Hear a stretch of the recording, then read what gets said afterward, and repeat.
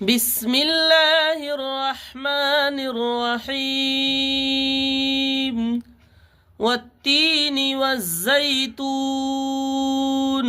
وطور سينين وهذا البلد الأمين لقد خلقنا الإنسان في أحسن تقويم ثم رددناه أسفل سافلين إلا الذين آمنوا وعملوا الصالحات فلهم أجر غير ممنون